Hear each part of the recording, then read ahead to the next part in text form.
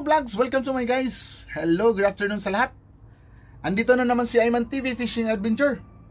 So ngayon mga kaimbis, mag-i-improvise ako sa spear gun kasi sobrang haba. Ito kasi mga kaimbis, parang gamit lang to sa mga malalim. Yan. So ngayon mga kaimbis, gusto ko maiksi. Bibili na sana ako. Sabi ko, bakit hindi ko i-try mag-improvise nito mga kaimbis. Ayan. Sobrang haba mga kaimbis. Ang length nito is 110 cm. Yan mga kaimbis.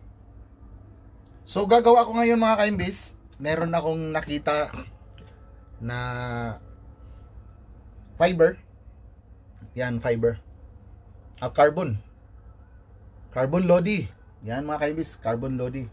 Fiber ano siya. Ito mga kaimbis, ano to? Sa rod to. Yung telescopic rod. Yan. So try ko mga kaimbis na ma-improvise ko siya dito. So tamang-tama na tong sukat na to. Naputulan ko na to kanina. So let's go. Samahan niyo ako mga kaimbis. Ayan, nandito na yung mga gamit ko. Star screw, drill. Yan. Let's go. Ang plano ko sana mga kaimbis, putulan ko to mga kaimbis. Ito puputulan ko ngayon kasi hindi naman to sa akin, kay Jeremiah Tambor to. Hiniram ko to, hiram forever. Hiram forever. So parang hindi naman to masisira. Kung in case na mag-spear gun kami ng malalim or umaga, yan, pwede to gamitin kasi mahaba, maganda to gamitin. So ngayon, i-improvise ko na lang dito. Yan. Para hindi naman to masira. Pag gamitin natin ulit, pwede lang tong ikabit. Okay? Tatanggalin na lang tong mga screw dito mga kaimbis. Yan, natanggal ko na kanina. Yan. So subukan natin kung kasya. Yun. Natanggal ko na yung dulo. Ayan mga kaimbis, oh. Sobrang haba. So ngayon, ang gusto ko lang maiksi para pag night spear fishing, kailangan siya na maiksi lang. Yan. Siguro matibay ito mga kaimbis. Hindi lang ako din sigurado kung matibay siya o hindi. Kasi carbon Lodi. Siguro matibay yung mga kaimbis kasi ginagamit to sa paghatak, di ba? Nagbe-bend. Hindi naman siya basta nagbe-bend. Okay. So, let's try. Tapos lalagyan ko siya ng silicone sa loob para in case na lulutang. Siguro mas maganda yung lulutang yung nyo, spray gun. Kasi yan, tagusan yan mga kaimbis, tagusan. Lalagyan ko siya bawat dito para meron siyang space na hangin. Di ba?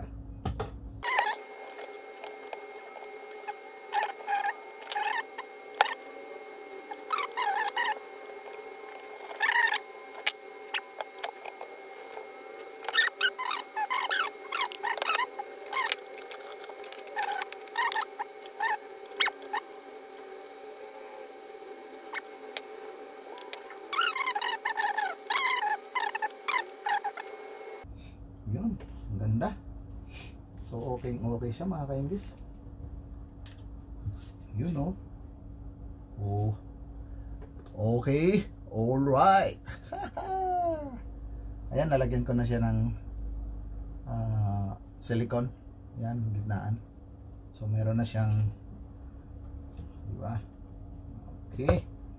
Tapos ito mga kaimbis, putulin muna natin to. Gagawa na lang tayo ng bungee cord sa susunod para maganda naman. Pagandahin natin yan.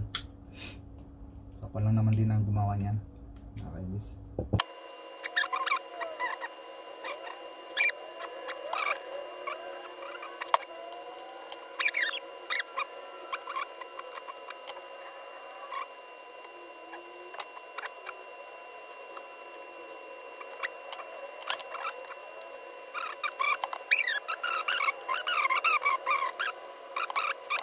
Sukatan natin mga kaimbis. Sukatin 60. Okay na to, 60 mga kaimbis.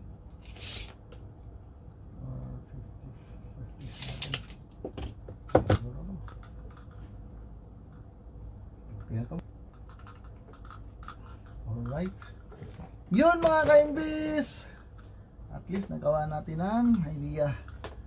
Ayun mga kaimbis, so maraming salamat sa pagsabay sa aking paggawa ng spear gun.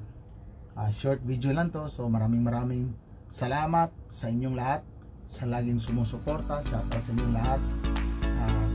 Please subscribe, like, and share para update kayo sa aking YouTube channel. Bye mga kaimbis! Bye!